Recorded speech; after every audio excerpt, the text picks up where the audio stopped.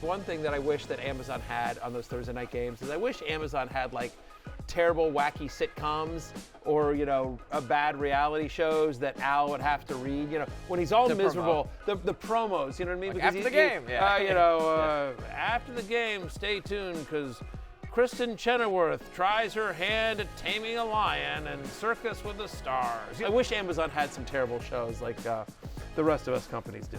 Our next guy, Tony Pollard, he's got the Texans here, Lawrence. Three jackholes talk about fantasy football on Happy Hour every day on Peacock.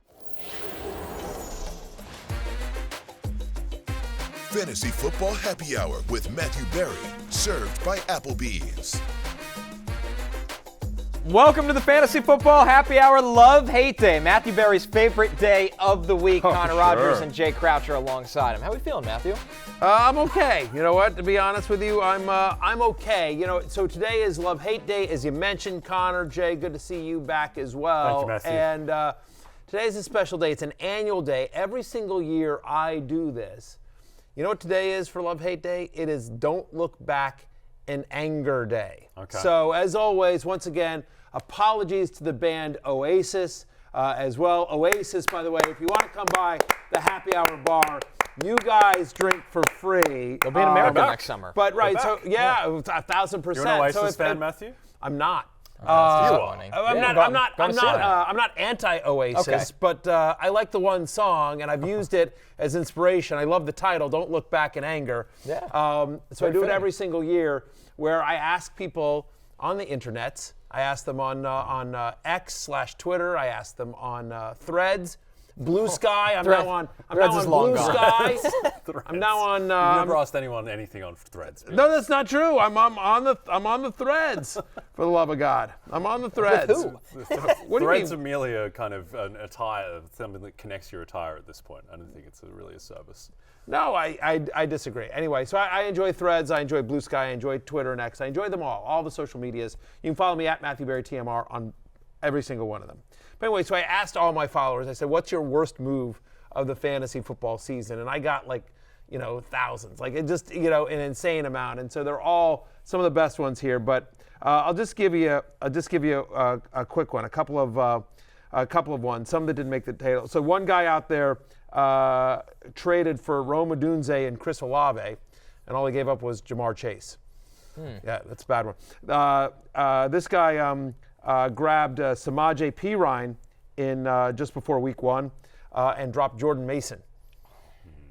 Yeah, there's a lot of people that dropped Jordan Mason. Thanks, Kyle Shanahan. Another guy that spent all of his fab in week 1 on Isaiah Likely. Well, they had a good week. That was a moment. I remember the Isaiah Likely week show. 1. Right, yeah. No, that's what I'm saying. After week 1, he blew all his fab, and then, Never to be heard from again. never I to traded be had. Roschon Johnson for Tucker Kraft. Yeah. Right. Exactly. Now Roschon Johnson is going to be a lead back for an NFL team, and Tucker Kraft is thinking of dropping him for any human being with a pulse. Don't There's look been some back in insider anger. trading on that one. I don't know about. Yeah, what was Pete?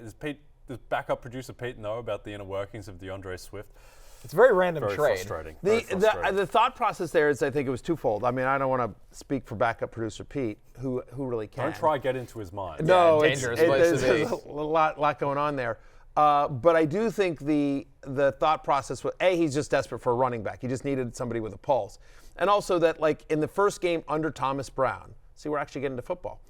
In the first game under Thomas Brown, Roschon Johnson had, a significant, first he got 2 of the 3 goal line carries. He scores the touchdown as well. And he got a lot more usage than he had previously under Shane Waldron. So, the thought process there is that, hey, maybe with the new offense coordinator in Chicago, Roschon Johnson, who's part of the future, and the season hasn't gone the way the Bears had hoped. Although they're still very much alive in the playoff. I mean, they're not dead. I mean, they're in a tough division. They're 4-6, but they're not. If they put a couple together, they've got a shot here. I mentioned this on Tuesday's show, I think, but with backup producer Pete sending me this trade offer of Tucker Kraft for Roschon Johnson. Yeah. So I get the notification from Yahoo, then I get a text from Pete, and I'm like, all right, I'll deal with this in a few hours. This is not pressing at all. Then he sends me another text being like, just making sure that you saw my text. And I'm like, all right, I'm just going to execute the trade because I want to close this dialogue. I don't want any back and forth. I don't want to think about this anymore. It's close enough. And it's inconsequential. And now I'm going to drop Tucker Kraft, I think. Yeah, probably. It's good to know that you can be badgered over text to make a dumb trade. Annoyed into trade. That's that's noted for our league of NBA assholes, league that we're in. A guy named I just got to give him a shout out for admitting this publicly. Kyle Mignerey, Mignerey. So apologies, Kyle, so I mispronounced your last name, but so Kyle drafted Brock Bowers and then dropped him before week 1 for the Bengals defense. Not even a good defense. Not even a good. Playing the Pats. They were playing the Patriots in week 1 was his thought process. He thought he was okay because he had Mark Andrews, but that was a bad move at the time. Yeah, exactly. Can you imagine just sitting here now, especially after last week when he got 16 targets, where you're just sitting there like, I could have had Brock Bowers, but instead I had the Bengals defense for 3 weeks, and then I got rid of him or whatever it was. I think Brock Bowers is going to lead the league in receptions. Yes. It's certainly trending that way. Anyway, so a lot of whatever bad moves you have made, and these two and I have made, I in the League of Assholes, I dropped Tyrone Tracy because I was so desperate. One man's trash. Another's treasure. And then I couldn't get him back because you outbid me for him. It's very upsetting. Anyway, my point is that no matter what bad moves you've made, and we've all made them, today's Love Hate will make you feel better. So it is the 2024 edition of Don't Look Back in Anger in today's Love Hate, available for free as always on rotoworld.com. I'm a company man. Let's jump right in and start with the running backs, where we kick things off with Detroit's Jahmyr Gibbs. But before we get there, we got to hear Jared Goff on getting in on the Sonic nicknames. Take a listen. Your passing numbers are incredible. The rushing ability. If Jahmyr is Sonic and David is Knuckles, what does that make you? Are you Tails? I don't know enough about the Sonic world to know who the third character would be. I'll let you decide, Brad. You can come up with somebody. I also am not familiar with the Sonic universe. Are either of you guys big Sonic guys? I've seen like one or two with my nephew, but those are the only 3 names I would know from the show. Who's Sonic, Knuckles, and what? And Tails. That's who they asked. And Tails, they gave him Tails? Yeah. Okay, I'm on board with Tails. Yeah, just roll with it. Why Sure, not? why not? Well, you hated Sonic and Knuckles. The nickname. If we're gonna go, I do, and I still do. It's I think it's a strange position for you to I take. know, and they're dumb nicknames. They're not. No. No. They're good. Nobody's done that yet with the running back duo. It's cool. It's fitting. It's better than Thunder and Lightning for the 45th I disagree. time. Thunder and Lightning is better.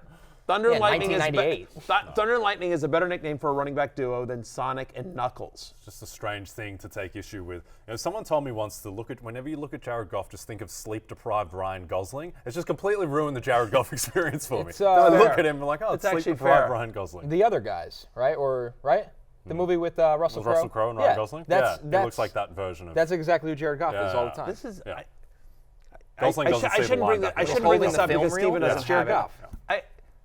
I have to, as long as we're talking about Jared Goff random stuff here, and I'm sorry, we'll get to it in a second, but it's the weirdest thing because here in Connecticut, there is a local lawyer, the Goff Law Group, and by all accounts, she seems like a very good lawyer. I mean, from the commercials or whatever. Well, but what do I know? She's a lawyer that advertises We'll run on TV. the data soon and see about that. I have no idea if she's a good or bad lawyer. She comes across as impressive. I'll just say that on her commercials. But again, she's a lawyer that's advertising on TV. So that's Saul Goodman. So there's a certain genre. Of lawyer. But my point is that have you guys seen this driving to work? Because there's all these billboards of her, this woman that runs the Goff Law Group, with Jared Goff, and they have this whole campaign. Does he know about this? Yes, he's in their commercials and stuff, and it's just like, welcome to the family, and there's all these jokes. I don't think they're actually related, but because his last name is Goff and they're called the Goff Law Group, they do this commercial, and it's just one of these things. It's like in the offseason, he signed like a, $250 million contract, and he's doing ads for like a local lawyer in Connecticut. What kind of budget do these people have? Exactly. That's insanity. Or how desperate is he for $50,000 or whatever they paid him? The whole thing is bizarre to me, and they've had the campaign the entire year, the entire football season, and of course because you can't use NFL look, so he's in a T-shirt that says 16. It's a blue T-shirt that says 16. A blue T-shirt that says 16, which is his number, and he's holding a football, and it's just like the whole thing is super bizarre to me. That's you can just Google it. Google Goff, now I'm very in on this. GOFF Law Group, and Jared Goff, and it's thinking there. of a group of lawyers a couple of weeks ago walking into a conference room being like, oh, Goff threw 5 picks against the Texans. We're going to take a hit. This deal didn't work for us. Yeah, we're going down. It's just Publicity hit. so weird that Jared Goff would do a local lawyer Don't you? Right? Good job by them. I understand it Connecticut. from in Connecticut. Yeah. Like if it was in Detroit, I'd be Yeah. like, yeah, sure. No, I mean, I understand it from the law because they're like, we've got the last name Goff, and, you know, this guy, Jared Goff, is an NFL quarterback and having a very good year. But anyway, the whole thing's bizarre to me. I want to talk to Jared Goff's lawyer, agent. I want to talk to Jared Goff's agent. We have some questions about this. What we don't have questions about, Matthew, is Jahmyr Gibbs is on the love list by the this way, week. I'll just last thing on this one. I mean, like, you know, for all my criticism or questioning about it, it works. Yeah. I mean, like, I'm very aware of the Think of Goff the law publicity group. you just gave them now. 1,000%. For free. 1,000%. If I need a lawyer in Connecticut, I'm calling the Goff law Yeah. group. 1,000%. Unbelievable. Yeah. Anyway. Jahmyr Gibbs is running back. 17% of his rushes this season have gained 10-plus yards. The big play threat in year 2, Matthew. Yeah, Jahmyr Gibbs is, which is he Sonic or is he Knuckles? He's Which Sonic. one? He's Sonic. Because he's the fast one. Come on. What? I don't watch Sonic. You don't need to. You just need to know the words and the language. What do you think? English is my second You language. think Knuckles is the speedy one? Maybe. We don't know. Maybe he runs on his knuckles really fast. It's a cartoon. Anything's possible in that world, Jay Croucher. Here's what's possible. Here's what's possible. Technically a video game. Yeah. If we're going to get hung up on semantics like this, Jay, we'll never get through the show. We'll bring in the Goff law group to I'm settle going to on have them this. represent me and sue you guys for emotional distress. Look, Jahmyr Gibbs is very good. There you go. I'm not worried about them outdoors. We're off the rails. Whatever. I mean, you're starting. I have Jahmyr Gibbs at running back 6. It's a great matchup against the Colts. Indianapolis allows 151 yards from scrimmage per game to running backs this season, and over the last 4 weeks, they've allowed 14 different running back rushes of 10 or more yards. That's tied for the most in the NFL, right? This is over the last month. Like, they not only do give up a lot of rushing yards, they give up a lot of big play rushing yards. And the reason I'm bringing that up is, again, because Sonic is so explosive. 17% of Gibbs' rushes this year have gained 10 or more yards. That's the highest rate in the NFL. Another running back in the top 10 this week is Kareem Hunt here, Jay. I mean, this one's pretty simple. Carolina's defense has been a buffet for running backs this year. They give up the most rush yards per game. They give up the most rushing touchdowns this season. Indeed. The Chiefs they're only 10.5-point favorites in this one, which I really don't understand. I think they should be more heavily favored than they are. I think this is going to be a blowout. The Kareem Hunt train is going to end its time of going quickly. I can't extend that analogy anymore because as Isaiah Pacheco is coming back, but for this week, still expecting Kareem Hunt to eat in what is as the most favorable matchup in the NFL. Pacheco has started to return to practice, so we don't know. This assumes Pacheco is out.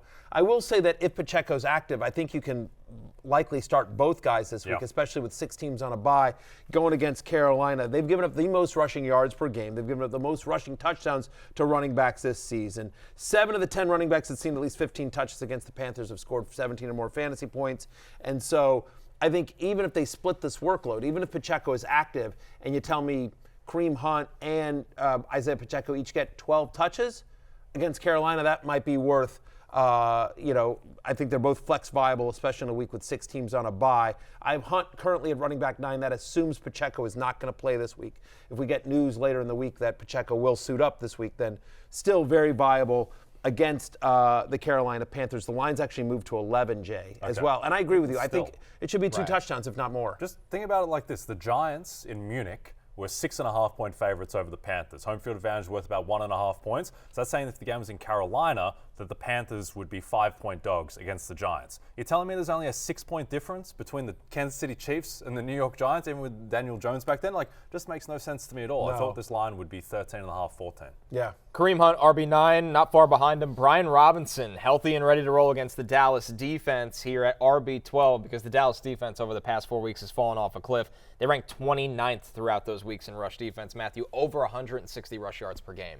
Washington is a double-digit favorite in this game. Cowboys traveling on the short week. Washington played the Thursday night game last week, so they've had the mini bye to prepare for a home game against Dallas as well. Robinson should be getting a ton of work in a game in which the Commanders should be leading, certainly in the second half. He's had at least 17 touches in 5 of 7 completed games so far this year, and running backs that see at least 17 touches against the Cowboys averaging over 28 fantasy points per game. I mean, just unbelievable.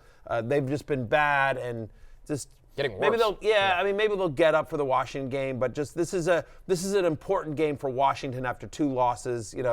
10 days they've had to sort of sit there and stew against their loss to the Eagles. So I think the Commanders take it to them. I think the issue with the Cowboys getting up for the game is you would have thought they would have gotten up for the Eagles game. You would have thought they wouldn't have gotten up for Monday Night Football against the Texans. I just don't think they can get up for anything, so I just don't think they have the talent level this year. Some others receiving votes: Aaron Jones, Tyrone, Tracy, Bucky, Irving, and check out this flashback name, Matthew. Ameer Abdullah sneaks into the top 40 plays with all the injuries the Raiders are dealing with in their backfield. Over the last month, Broncos allowed the most receiving yards per game to running backs. Abdullah is going to be the passing down back, even if Madison and Jahmyr White can go, and at the moment, it doesn't feel like they'll be able to. So, look, he's running back 40. It's a desperation play, but love-hate is all about expectations, and certainly Ameer Abdullah has higher expectations this week than he normally would. Bucky Irving has a nice matchup here. Giants have allowed at least 24 points to every backfield they've faced over the last 4 weeks. They also give the second most rushing yards to running backs. Bucky Irving continuing to get work here.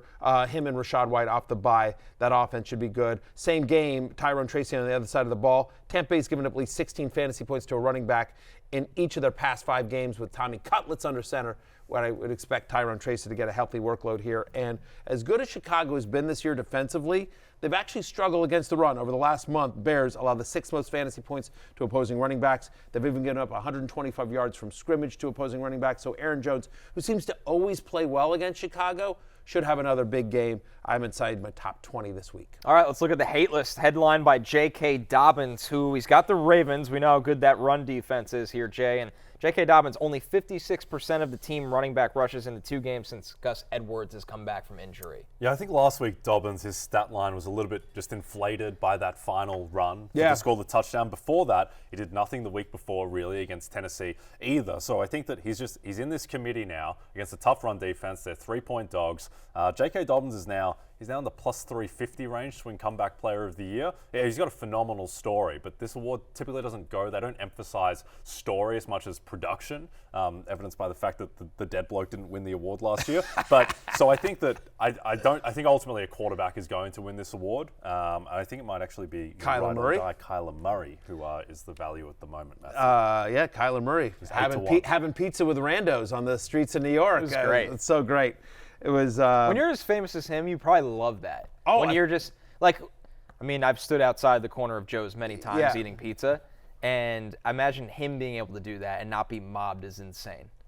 He's just one of the guys. I am sure, because that's probably a very rare occurrence. Right. Like, you can't do that anywhere in Arizona. No, 1,000%. In New York, anyone could do that, though. No, 1,000%. I will. You're gonna guys make fun of me, right? Please. I'm not saying I'm anywhere in the stratosphere of Kyler Murray, but there's a certain group of people who know who I am, right?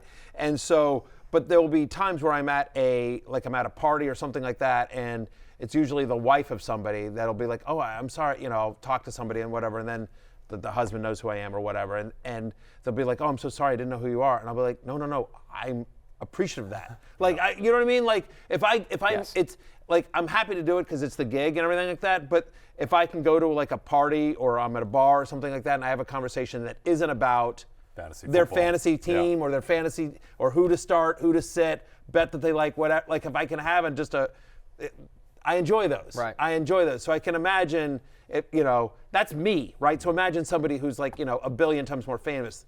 Yes. So the lesson is, if you see Matthew Berry, don't go up to him and ask him about whether to start Gus Edwards or whatever. Go up and ask him about Sonic, the video game. And yes, he loves that conversation. Knuckles. Yeah, Knuckles. Definitely a cool moment. Kyler Murray offered that guy tickets on Instagram, by the way. I saw that, yeah. This guy's not an American football fan. Yeah, he had no idea who really it was. Cool. So, really cool. That was pretty cool. But to your point about back to J.K. Dobbins very quickly, I think part of the other concern with Dobbins, he's just not being involved in the passing game, right? There's been only 4 running backs. I'm sorry, I take it back. There's been only 5 running backs this year that have scored even 15 fantasy points against the Ravens, and 4 of them had at least 30 receiving yards. The problem is Dobbins has 1 game this year with over 30 receiving yards. He's just not involved in the passing game at all. So for Dobbins, you're basically hoping he falls into the end zone. He's getting half the work in a tough matchup. I have him again. To be clear, it's by Mageddon. 6 teams on our bye. If you have J.K. Dobbins, you're probably starting him. I'm just inside my top 20, but again. Love-hate is all about higher or lower expectations. I lower my expectations for Dobbins this week against Baltimore. And just outside the top 20 is DeAndre Swift at RB21. The problem with Swift isn't really talent or situation, Jay. It's that the matchup Over the past 4 weeks, Brian Flores' Vikings defense has been the best unit against running backs in fantasy. That's who Swift has on deck. Yep, difficult. Also, some questions about Swift's health for this game. I think that just the quality of the run defense, the fact that the Bears, who did, to be fair, look a lot better against the Packers than they had the previous week against the Patriots, but they're 3.5-point dogs at home against Minnesota. So, look, you're probably still starting DeAndre Swift if he's going to go, just because of where you drafted him, and still he is the lead back in what looks like a slightly more functional NFL offense now, but you don't love the matchup. No, and by the way, speaking again about Roschon Johnson, who, backup producer Pete just completely fleeced you on. Yes. Yeah, I mean, he really got in your pocket there. Well done. He cooked me. You know, it'd be great. What would be hilarious is if he picks up Tucker Kraft after you drop him. And then Tucker Kraft gets hot again. Yeah, 1,000%. That's how fantasy football often goes. That's exactly what's going to happen, and I am rooting for it. Yeah. This is what you've done to me. I'm rooting for backup producer Pete in this one. And then next of all, Anthony Richardson gets benched again. Pete picks up Joe Flacco and then beats me in the playoffs on the arm of Flacco. Yeah, that'd be great. Yeah. Bring it all together. Can't wait for all that to happen, but specifically to Roschon Johnson, now on backup producer Pete's team. Last week, DeAndre Swift had 41% of the team rushes. That is a season low for him. Played only 54% of snaps. That is his lowest rate since week 3. So again, Roschon Johnson getting the goal line work and eating into Swift's workload, which just isn't as significant. So yeah, against Minnesota, outside the top 20. Very quickly as well, also not crazy about Nick Chubb, guys, in this Thursday night game against Pittsburgh. Since week 6, only one running back has rushed for more than 65 yards against Pittsburgh. And he doesn't look like Nick Chubb to me. Yeah, it feels like a long road back to getting normal. I was surprised, guys, and this isn't my play tonight, but his rushing attempts line tonight is at 14.5. It felt a little high for a team that's expected to be chasing some points. We'll see. I guess, and also now, I wonder if a little bit of that is baked into their pass rate with Deshaun Watson, which was so low, whereas Jameis is flinging it 45 times in these games. Right. So I would expect that, we'll get to it, but I think there might be some Jerome Ford tonight. All right, let's move over to pass catchers here, and we start with A.J. Brown, who over the past 4 weeks, the Rams are allowing the 5th most points per game to wide receivers, Matthew. We've discussed this, and I'm sure we'll get even more into it tomorrow. The point total for this game is going to be sky high by the time it closes. Yeah, I would agree with you. You mentioned over the last 4 weeks about how the Rams give up all these points to fantasy wide receivers. They're tied for the most touchdowns allowed to wide receivers over the last month. Look, when A.J. Brown is healthy, all the healthy games, he's gotten 40% of the team's end zone targets. Like, he's playing a team that gives up a lot of touchdowns, and he gets a lot of looks in the end zone. He's my wide receiver 5 this week. A.J. Brown, wheels up. Jay, I have the stat of the day for you on Mike Evans. Producer Damien Mike loves Evans, this. yeah, producer Damien absolutely cooked with this. It's almost hard to believe. So Mike Evans is making his return against the New York Football Giants, who are allowing an absurd 77% catch rate on passes of 20-plus air yards this season. Which is... Like, think about how deep that throw is, 20-plus air yards, and 77% of them are being completed against the Giants' defense. It's unbelievable. For context there, Jared Goff and Tua Tagovailoa, they lead the NFL in completion percentage in general at 73%. So basically, you're the most accurate quarterback in the NFL, full stop, when you throw it 20 yards down the field against the Giants. I believe second in the NFL there is allowing 55%. That's right, yes. So the gap is astronomical. It's insane that they're that bad. I don't understand. I get that it's bad with the Giants secondary, and Deontay Banks hasn't exactly been peak Darrelle Revis as a shadow corner. Right. Robert Saleh to the Giants, who says no. Robert Saleh. The Giants fans? Yeah, I think everybody. Everybody goes, you know what? We're all good here. I think we're good. Pull Larry David. Just saying they need to improve the defense. He needs a gig. He's in Green Bay, probably pretty happy. Something to think when about. you put your hands up, I thought you were going to do your cornerback impression. I got really excited to return that. Here's Manuel my Forbes impression. No, this is my Deontay Banks impression. Wow. Yeah, he's checking his checks. He's checking his text during the game. You see, that's what that was. There we go. One of the great Yes. mime artists of our time, Matthew Berry. There you go. Wow, what can't he do? Yes, master thespian. Yes, you're welcome. The Webby will be ours. God this year. bless. Anyway, Mike Evans is a must-start. Yeah, you're insane if you're not starting Mike Evans. He's wide receiver 9. Lad McConkey, next up on our list here. He's a top 15 play, Matthew. He's got a team-high 24% target share this season from Justin Herbert. Yeah, and wide receivers that have seen above a 20% target share against the Ravens this season, averaging over 24 points per game. As good as the Ravens are against the run, we've talked about this all season, they're that bad against the pass. Again, 11 wide receivers have seen more than a 20% target share. We talked about McConkey getting that 24% target share. Like, there's only 2 guys of those 11 that saw a 20% or more target share against the Ravens. Only of those 11, the only guys that didn't score at least 16.5 fantasy points, Noah Brown and Mac Hollins. McConkey is going to eat this week. He's my wide receiver 13. Hunter Henry, our tight end on the list here, 12-plus fantasy points in 4 of Drake May's 5 full games this season. Hunter Henry has real estate, Jay, on waiver wires and the love list. It's the Hunter Henry hour. It really the Hunter is. Henry happy hour. Yeah, we can't Quadruple talk. H. We can't talk about Hunter Henry enough. Look, what more is there to say about Hunter Henry? He's getting a ton of targets from Drake May. He's got 2 first names, He's which got is always 2 a first crowd names. pleaser. Yeah, that's People great. do like that. Alliteration. Yeah, You sure. love alliteration as well. It kind of cheapens it a little bit, but still alliteration is there. And look, Drake May, I think, has lifted the ceiling of this offense, certainly from a fantasy perspective, and Hunter Henry is frequently his number 1 option. So I think Hunter Henry here is the definitional kind of tight end 8 to 12-ish. Every single week it seems he's in that range. Yeah, I like him a little bit more this week. I'm at tight end 7 just because it's a nice matchup against the Dolphins. Miami, over the last 4 weeks, giving up over 20 fantasy points per game to tight ends. That's 5th most in the NFL. You mentioned sort of his floor there. Of Drake May's 5 full games that he's played this year, Hunter Henry has a 21% target share. So he seems to often look for Hunter Henry. He's even gotten Austin Hooper involved, and so it just feels like Drake May is really comfortable in the middle of the field. You think about the production of Demario Davis as well for the Patriots. So good matchup for Hunter Henry against the Dolphins. He's a top 7 tight end for me this week. Some others receiving votes, Jauan Jennings, who we discussed pretty in-depth yesterday, just the kind of run he's been on, and Marvin Harrison Jr. They both are top 20 plays. Jameson Williams and Josh Downs are both top 30 plays. And then we get into the deeper hits here. Matthew Romadunze, Adam Thielen making his expected return. Will Dissly coming off a great week in the tight end landscape. And Theo Johnson, who, if you're really, really desperate at tight end, maybe him and Tommy DeVito will have something working. Buccaneers allow the 4th most fantasy points to opposing tight ends over the last 4 weeks in terms of Theo Johnson. And it's a nice matchup against Baltimore for Will Dissly as long as we're talking about tight ends, right? Ravens bottom 5 in receptions and most yards allowed to opposing tight ends this season. Just kind of on Jauan Jennings. So Jauan Jennings is 5th in the entire NFL in PFF grade among receivers. He has elite separation grades. Is there a chance that Jauan Jennings is just an elite wide receiver 1 and the gap in talent between him and Brandon Ayuk actually isn't that significant? I believe so. I think so. He was a good prospect. He was just a guy that was a little bit older. He had a little bit more of a windy road to being a wide receiver prospect. And he's in Kyle Shanahan's offense, which is a great place to develop for wide receivers. I'm in on Jauan Jennings being long-term successful. I completely agree. I wonder if the 49ers sort of regret the big deal they gave to Ayuk. But they'll move on from Debo in the offseason, and Jennings will still be impactful next year. It's a good point. By the way, we always talk about this. It makes sense. I mean, we always talk about this. Targets are earned. And in the 2 games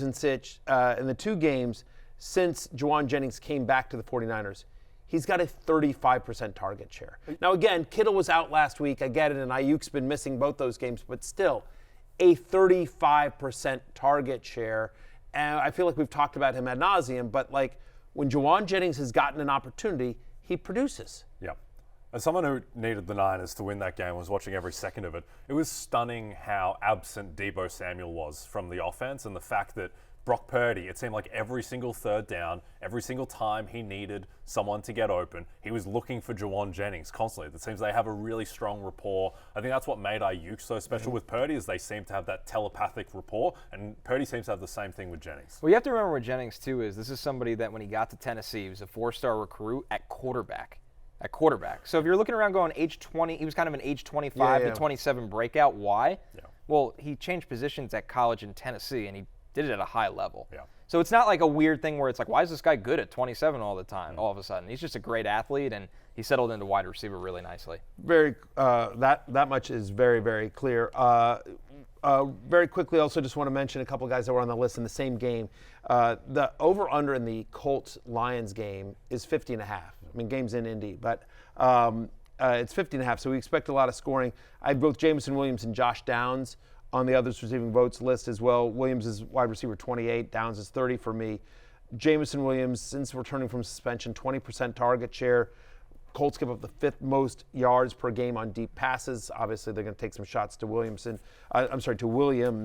And then no team in the NFL gives up more receptions and yards to the slot than the Detroit Lions. So Josh Downs, who continued his production even with Anthony Richardson under center last week, should keep it going as well against the Lions. Over to the hate list, headlined by Jordan Addison. The Bears are allowing the fewest fantasy points per game to wide receivers this year, Jay, and Addison just hasn't been consistent anyway. He hasn't been consistent, and I think the thing is that the Bears, their run defense has just collapsed recently. So that is the issue as well, is that it's not just that they have a strong secondary, that is the strength of the defense, but now teams are just really leaning on the run, so just not a favorable matchup for Addison. And you expect too, Matthew, that TJ Hawkinson, as he gets more and more healthy, he is going to take more and more of that offense. Bears tied for the 3rd fewest touchdowns allowed to wide receivers this season. They've just been good across the board, and you figure if anyone on the Vikings is going to eat, it'll be Justin Jefferson. So yeah, outside my top 35 for the week, Jordan Addison is, even in a week in which 6 teams are on a bye. Tank Dell also makes the hate list, guys. He's going up against Tennessee. Titans' 2nd fewest yards per game to wide receivers. And in games this year in which Nico Collins is in the lineup, he's been under 10 points in 4 out of 5 games. He's averaging under 8 points per game. We just haven't seen the Tank Dell from last year emerge in any kind of consistent way. Don't love the matchup against Tennessee. Do you think C.J. Stroud turned the corner at all with Nico Collins back? Seemed like their protection was a little bit better. It was. I think he will. I just think when he has that number 1 alpha wide receiver, he's somebody that will give him chances even when he's not fully open, and Nico Collins capitalizes on that. And I'm curious. I agree with you. I would be out on Tank Dell this week. Tennessee's defense, especially against the pass, has been great this year. But I do wonder if it's going to open up some more space for Tank Dell the final few weeks of the fantasy season. Stephon Diggs out of the picture, the target share becomes a little bit more narrow. Maybe Tank Dell gets going, not this week, but in future and if weeks. Stroud gets more confidence as well. He played a little bit better on Monday night against the Cowboys than he did against the Lions. And so, they're just so Joe Mixon heavy. I know. Like, and why would you go away from that as long as it works? Indeed. I mean, this is the grape slappers are loving life. Grape slappers, yeah. The thing is, with this matchup, this is a tough run defense with Sweat and Simmons in the middle there, but I do think that you just take a step back. Before the season, if we said, all right, Stephon Diggs is completely out of the picture, where's Tank Dell? What kind of season is he going to have from this point on? You think he was a top 20 wide receiver? Easy. For sure. Yeah. That's where he would have been drafted. I still think you have to regress a little bit to that just because we haven't seen just the offense of just him and just Nico Collins almost at all outside of last week where Nico is still getting back up to speed. Yeah. Our final one here, guys, Mark Andrews. He's got a target share under 12% this season when Isaiah Likely is active. Matthew, they got the Chargers on deck who, under Jesse Minter and obviously Harbaugh, this defense has really turned the corner. Yeah, the Chargers are the only team in the NFL to not allow a touchdown to a tight end this season. Andrews is the fantasy production you've gotten out of Mark Andrews this year has mostly been touchdown dependent. In a game in which he did not score a touchdown, Mark Andrews has never had double-digit fantasy points this year, right? It's always been single-digit fantasy points if he doesn't score a touchdown. So you're just like, what are the odds of him getting in the end zone against a team that has yet to give up a touchdown to an opposing tight end this entire year? By the way, since week 3, only 2 games with a route participation above 60%. They use Andrews, they use Likely, they use Charlie Kohler out there as well, their third tight end. It's just, we've at least seen signs of life from Mark Andrews, but doesn't feel great this week. He's my tight end 15. Yep. Connor, the Chargers defense, I think there was this perception that they had feasted on the likes of Bryce Young and Spencer Rattler, and they hadn't had too many tests, and then they play Burrow, and Burrow goes off, but he's Joe Burrow and Jamar Chase, and they kind of just, go off against everyone. Do you change your opinion much about the Chargers defense after that game? No, it probably falls somewhere in the middle, right? Maybe they're not a top 3 to 5 unit like some of their matchups where they were feasting, but Burrow's going to do that to I don't think there's a defense in the league that Burrow can't do that to. Yeah. So they're probably just more above average than great.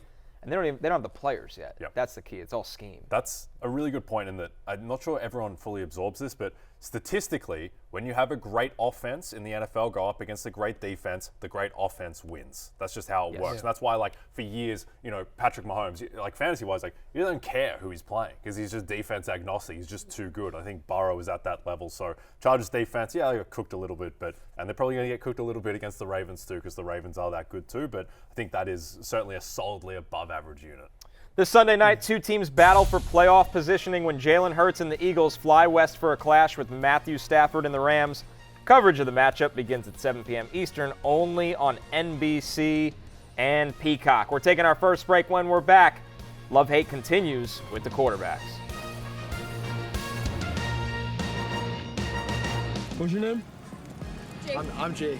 Cool. Nice to meet you, bro. Nice to meet you, too. Dude, bro, let me tell you, I know this is going on the YouTube channel. I'm telling you, bro. We watch your YouTube channel all day long. Listen, we just moved here from Boston, Mass. I've been a Cardinals fan my entire life. I've been following this man from the beginning, bro. What's up, bro? I've been defending you on Twitter for years. You my guy. What's the Twitter account? Kyler Murray wins. That's the Twitter. Bro, I love you so much. Appreciate you, brother. Hey, unreal. I'll see you on the channel. Have a good night. Appreciate you, bro. I feel like he was trying to get out of that. That was not a young Matthew Berry, by the way. No, it's not. Nor was that me in the backseat. Did you see there was just some random dude in the No, backseat? I couldn't. Oh, I didn't even thought notice that was that. Matthew Berry. I was so Yeah. fixated on the nonstop. No, I wish, but no, Kyler love. hasn't invited me on his ride yet. K1. Yeah, K1. K1, ride the or die, vlog baby. continues. Ride or die. Yeah, Ride or die. The people were giving you crap about Kyler Murray earlier It's in the died season. down. It's died down. down. That's Let's die curious. down The a little. problem is for you, though. The problem Yeah. is like he's been really, really good NFL-wise. He hasn't had like the massive explosion games yet. So I feel like it's okay, though. He's been just fine, by the way. The other thing that's helped is that the other obvious pick for me, Jaden Daniels, has had 2 bad weeks. Yes. Not good for my Commanders, not Right. good for my fandom or my heart, but like that's been good in terms of the narrative of like you should have picked Jaden Daniels. Sure. You know, the, which is the other guy was Pacheco. I know. The other, Right. Pacheco. McBride was the tight McBride end? was a tight end that I was considering. Drake London? Drake London. Which was Detective looking Drake London. good and then not so It good. started bad, looked good, and then it's been tougher as well. I think Kyler Murray's going to wind up being the right pick ultimately. I looks think like it. he's played great NFL-wise. He's had some huge fantasy games, and I think he has another big fantasy game this week off the bye at Seattle. He's my number 4 quarterback, guys. He leads the love list of quarterbacks here since week 4. The Seahawks are allowing over 19 fantasy points per game to quarterbacks. They've given up at least 17 points to a quarterback in 6 of the past 7. And so Kyler Murray off the bye. You see it here on your screen. Like Daniel Jones got 22 points against the Seahawks, right? Kirk Cousins, he had a bad game. He's the only one. Josh Allen, Stafford, Brock Purdy, Jared Goff, all of them getting at least 17 fantasy points. Kyler Murray is as good, if not better, than everyone else on that list. So, give me Kyler Murray as the top 5 play this week. Yep, mentioned it in the last segment, but Kyler Murray on DraftKings, he's plus 800 to win Comeback Player of the Year.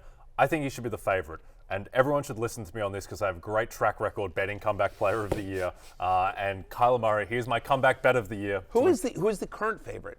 It's like Kirk Cousins and Joe Burrow are joint favorites. It's like Kirk Cousins, I think, is having a disappointing season. I think at this so. point. I would And agree. Joe Burrow, like, did anyone not think Joe Burrow was going to be good? Yeah, Joe Burrow's been great, but the team is 4-7, which isn't his fault. But I mean, Joe Burrow as well. Like, he had a wrist injury. I think everyone thought that he was going to be really good. Joe Burrow came into the season like 4th favorite for MVP. Here's my question. I don't understand this award anymore. I Kyler don't Murray came back last year from injury, and I understand. Yeah. So does he qualify? And I agree with you on the odds, but does he qualify? Does Joe Burrow qualify? Right, because I don't understand because this the award argument anymore. for Kyler Murray is less about the injury. Because again, he played the final 9 games of last year. It's a lot of games. He came back from quote unquote sucking. Like, and by the way, he didn't suck, but team like stunk. the team was stink. You know, the team was like, had a top 3 draft pick this year and is now leading their division as we head into week 12. Like, Kyler has played great from an NFL standpoint. He's played pretty good from a fantasy perspective. So I don't get the award. I don't get the award either. So- for all the crap that I give you about Joe Flacco, because it's just fun, and you lost an ungodly amount of money. I mean, you have no idea. Like you could build a small village. Do you understand? Like you could cure malaria like in a third world country for what you lost on this bet. Thank God for Luis Heel. Yes. But thank you, Luis Heel. yeah, yes, and Nas Building Reed. cities. Nas Nas Reed Reed, yes. got you back. Nas and Luis. But for all Can we redo the election and have Luis Heel be the president? I know he was born in the Dominican Republic, but let's make an exception. Let's figure it out. Anyway, for all the crap that I give you, because I just enjoy it, like DeMar Hamlin should have won. Like I don't. He came back from the dead. Like I don't. I'm with you. I don't understand this award. That's why I would love to tail your bet because I love betting on awards.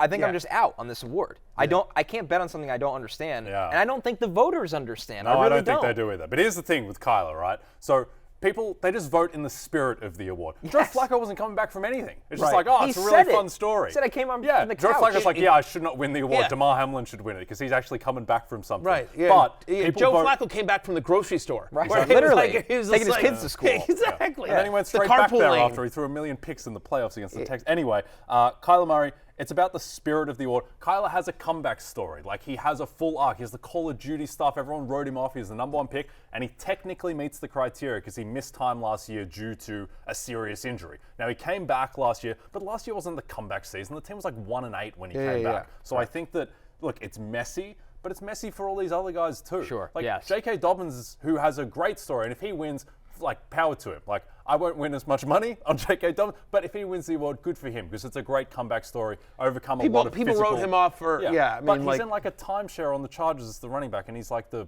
15th best running back in football. Kyler Murray has played like a top 5 quarterback in the NFL this year, I would argue.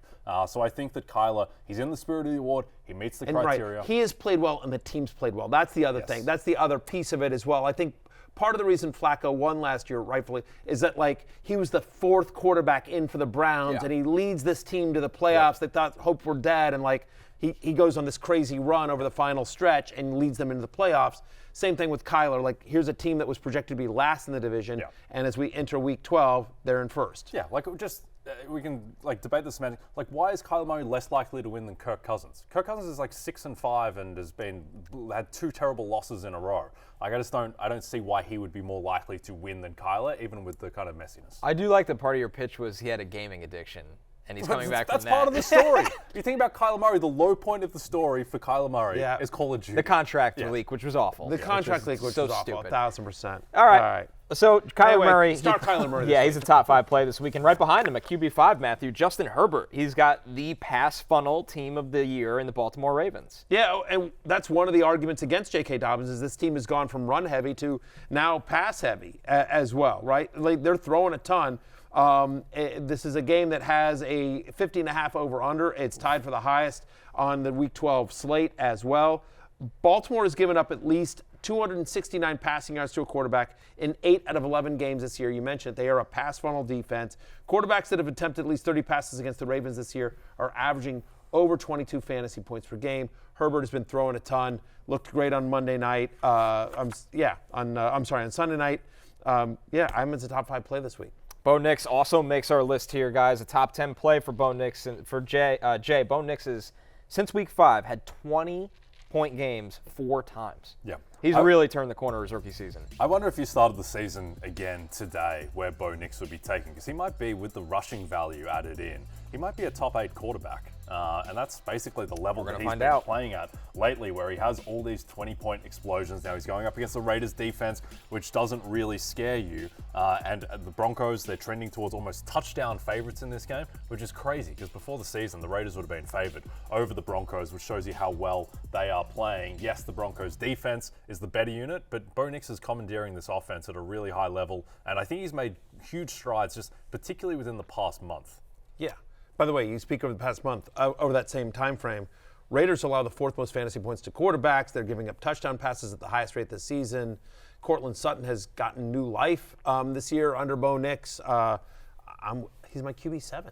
Yeah. Some others receiving votes: Tua Tagovailoa, Jared Goff, and Anthony Richardson, Matthew, in Superflex leagues. Quick name game for a guy, Bo Nix or Stevie Nix? Yeah. Who's your favorite Nix? Or Hakeem Nix? Hakeem Nix. Oh man, Hakeem Nix was he had some big moments. He really did.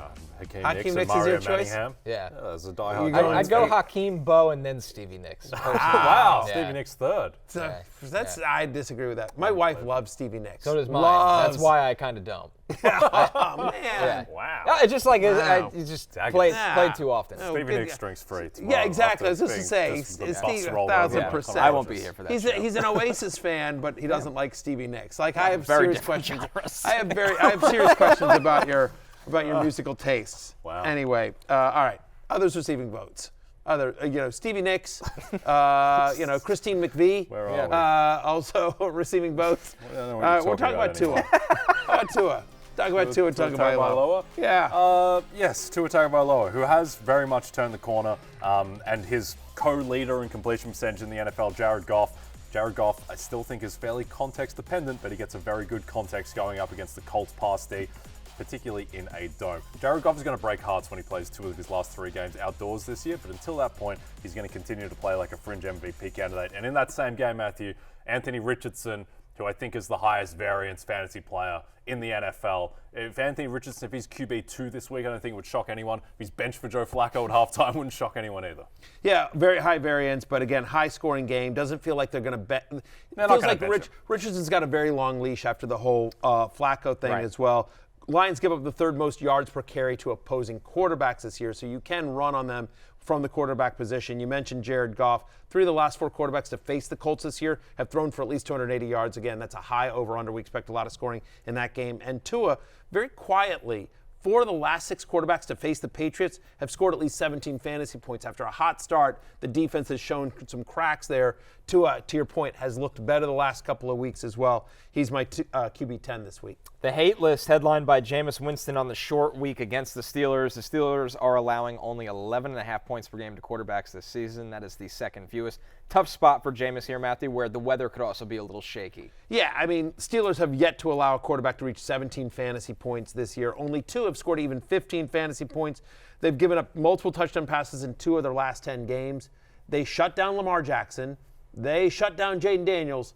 I think they'll shut down Jameis Winston. Unfortunately, as much as we love Winston, but even in a week with 6 teams on a bye, he's outside my top 15. Yeah, I have a lot of bets in the Defensive Player of the Year market, none of which are on TJ Watt, who is the minus 200 favorite to win the award, and close my eyes now and just see TJ Watt strip-sacking Jameis Winston in prime time. He was born for this moment. So, I'm a little concerned about Jameis. Our final one, Matthew Stafford against the Eagles. The Eagles have the number 2 ranked pass defense this season. They've been number 1 over the last 4 weeks here, Matthew. Yeah, it's going to be a greek game on Sunday night on NBC and Peacock. Of course, I'm company man, but I don't know that we're going to see a ton of fantasy production from Matthew Stafford in that game. Week 4 was the last time the Eagles gave up multiple touchdown passes in a game. Week 4. That secondary is playing unbelievable. Jalen Carter in that defensive line just getting after it. Obviously, Stafford doesn't give you much with his legs, so he needs to get there with his arm. And over the last 4 weeks, Eagles the number 1 pass defense in the NFL. They're number 2 on the year. So Matthew Stafford merely my QB 17 on the week. Yep. Mentioned Matthew before, the idea that great offense beats great defense. Do you think this Rams offense is good enough that it is kind of defense proof, or is Stafford can take a step back? I think it is. I think it's a good, not great offense because it's fairly. The Dolphins game was shaky. Yeah, I mean, we're about the Eagles front against their very injured offensive He's not line the most mobile guy.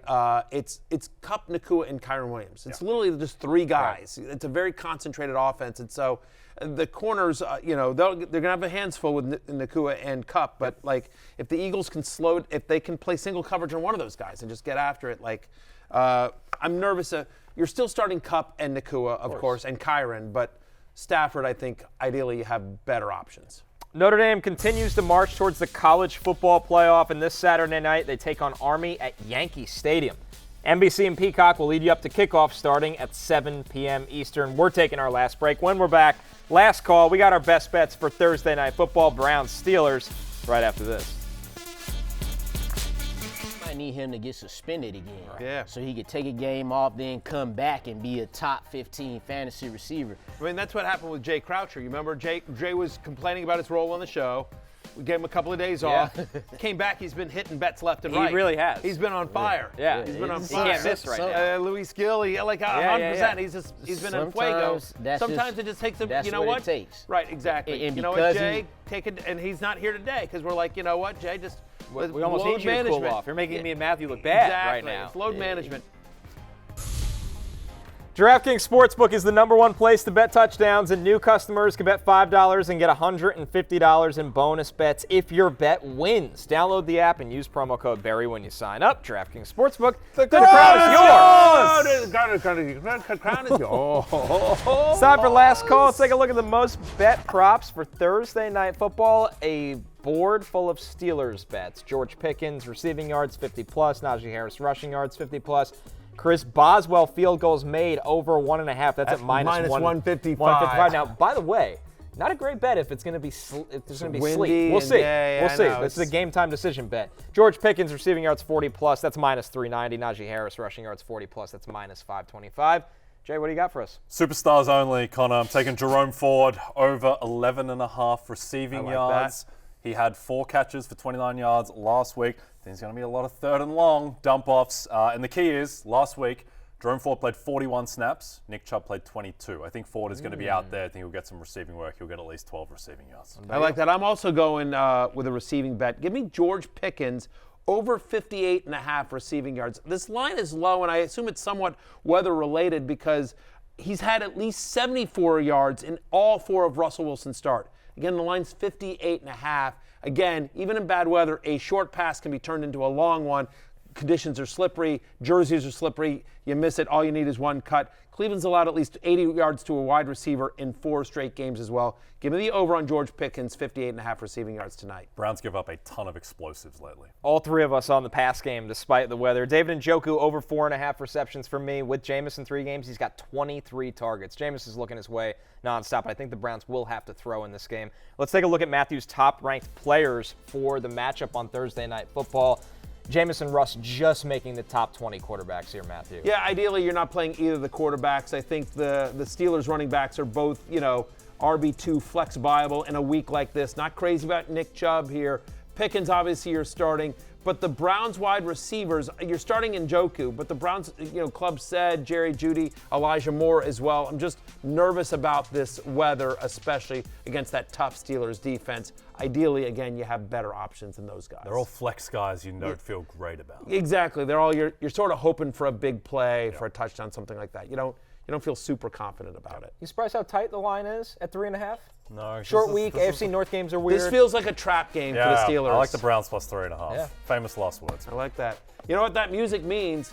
It's closing time. You do not have to go home, but you can't stay here. All right.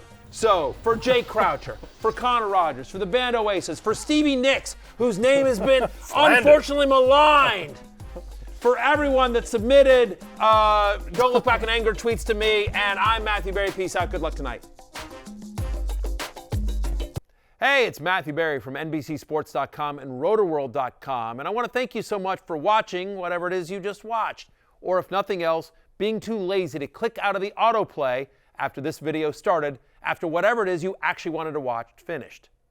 But now that you're here, I'd like to take a moment here to ask you respectfully now, okay? I'm asking you respectfully to subscribe to the NFL on NBC YouTube channel. You'll get the latest Roto-World fantasy news headlines, all sorts of great shows, including my own Fantasy Football Happy Hour. So go subscribe now. Again, I'm asking respectfully.